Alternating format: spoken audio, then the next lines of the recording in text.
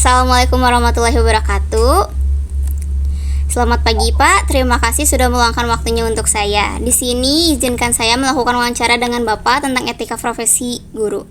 Sebelumnya izin memperkenalkan diri, nama saya Tia Mutmina Mutianingrum dengan NIM 240604770. Izinkan saya mewawancarai Bapak. Dengan Bapak siapa? Nanti Sebelumnya, apakah Bapak tahu tentang etika profesi guru? ada tahu nggak sepenuhnya. Menurut Bapak, apa etika profesi guru? Etika profesi guru itu kan hal-hal yang menjadi sikap kita dalam melakukan sesuatu, tingkah laku perbuatan guru. Oke. Apa pendapat Bapak tentang etika profesi guru dan mengapa penting bagi guru SD? Eh, Bukan cuma sebagai guru SD, sebetulnya etika guru itu seharusnya tertanam sebagai jiwa pendidik, karena kalau menjadi guru itu akan menjadi tuntunan atau panutan seorang siswa.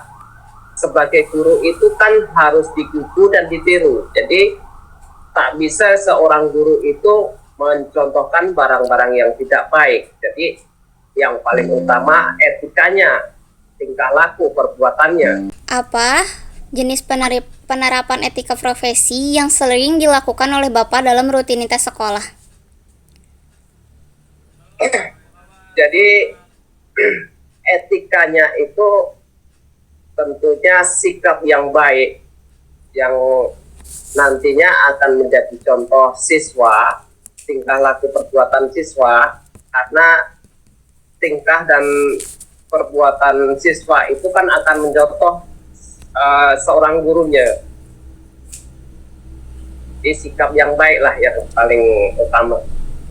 Lalu dalam kasus di mana dilema moral misalnya ada antara peraturan sekolah dan kebutuhan siswa, bagaimana Bapak menangani situasi tersebut?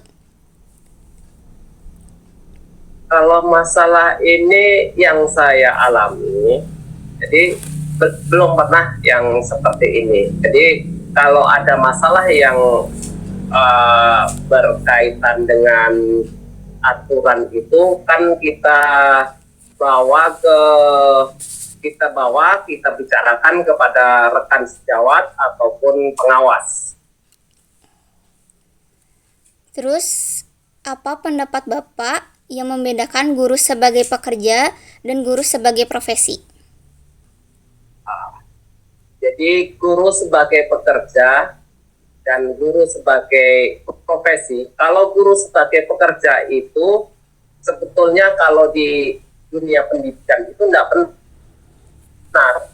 Guru sebagai pekerja itu dia mengajar hanya untuk menghasilkan hasil berupa materi, tapi dia tidak bisa dicontohkan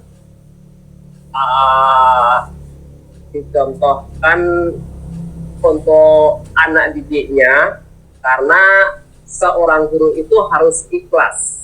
Jadi apa yang disampaikan kalau cuma sebagai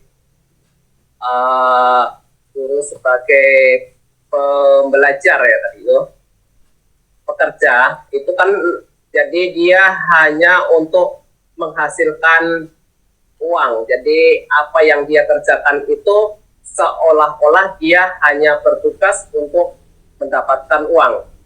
Tapi kalau sebagai profesi, dia itu tetap akan menjiwai, biarpun tidak di lingkungan sekolah, di masyarakat, di keluarga, itu dia bisa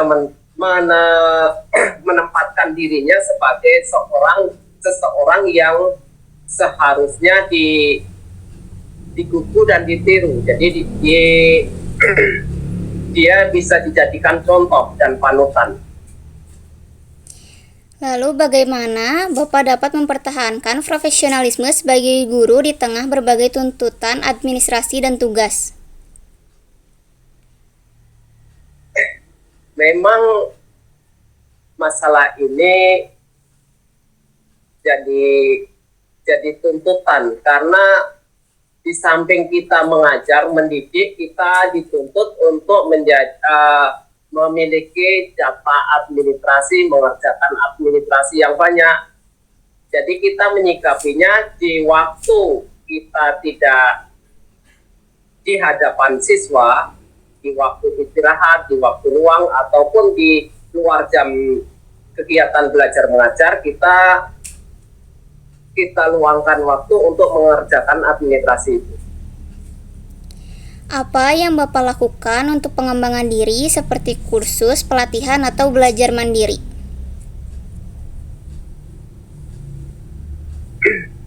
Untuk pengembangan diri tentunya kita dari pemerintah ada workshop, ada pendidikan lanjutan, kemudian di dalam aplikasi Merdeka Belajar PNM kita juga bisa belajar dari situ. Menurut Bapak, nilai apa yang paling penting bagi seorang guru SD dan mengapa?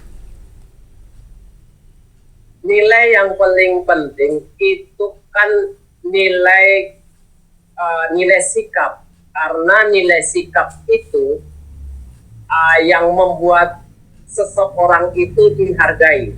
Kalau sikapnya sudah tidak baik, nilainya tentu akan kurang. Bagaimana guru menjaga keadilan dan objektivitas saat menilai atau membimbing siswa yang berbeda karakter? Untuk menilai perbedaan karakter, yang paling utama itu nilai sikap dulu. Jadi kemampuan siswa itu tentu akan berbeda-beda. Jadi kalau kemampuan akademik itu kadang lebih tinggi, tapi nilai sikapnya itu kadang kurang. Jadi yang paling utama sebagai guru yang dinilai itu dari sikap, tingkah perilakunya. Banyak siswa meniru apa yang dilakukan guru mereka. Bagaimana Bapak dapat tetap menjadi teladan bagi anak-anak mereka, baik di sekolah maupun di luar sekolah? Sebagai seorang guru, karena guru itu harus dan ditiru, jangan sampai kita melakukan hal yang tidak baik, baik di hadapan siswa, di masyarakat. Jangan sampai melakukan hal yang bertentangan dengan norma-norma yang berlaku. Bagaimana Bapak menjaga etika saat menggunakan media sosial atau teknologi dalam pembelajaran di era teknologi seperti ini? Jadi menggunakan media sosial untuk menjaga itu di hadapan siswa, kita melakukan yang berhubungan dengan pendidikan siswa. Jangan sampai kita membuka media sosial yang tidak ada hubungannya dengan pendidikan di sekolah. Bagaimana Bapak menerapkan nilai-nilai profil pelajar Pancasila atau P5 dalam program pendidikan Merdeka? Untuk nilai-nilai P5 ini, jadi kita yang pernah kita lakukan, yang sering kita lakukan itu kita melihat lingkungan, memanfaatkan barang-barang yang ada yang tidak berharga menjadi barang yang bisa berharga, mungkin dengan cara barang yang tidak berharga itu diolah atau dimodifikasi supaya menjadi lebih bernilai tinggi. Apa menurut Bapak masalah etika terbesar yang dihadapi guru di abad ke-21 dan bagaimana mereka dapat mengatasi masalah ini agar tetap menjadi guru profesional? Untuk tantangan abad 21 ini memang yang dikeluhkan oleh guru itu kebanyakan siswa sudah kurang fokus pada apa yang diajarkan oleh guru. Jadi apa yang disampaikan oleh guru itu kadangkala hanya dianggap angin lalu.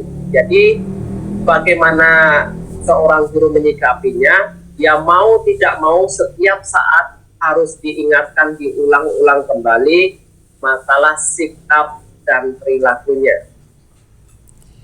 Oke, yang terakhir, sudah berapa lama Bapak mengajar di SD tersebut dan di mana SD tersebut?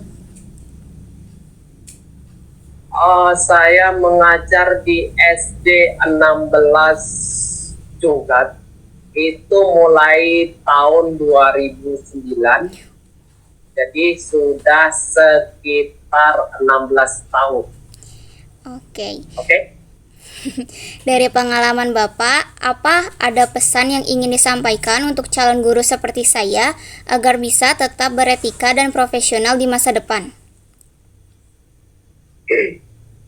Jadi pesan saya kepada calon guru, yang paling utama sikap dan tingkah laku, perilaku harus dijaga dengan baik.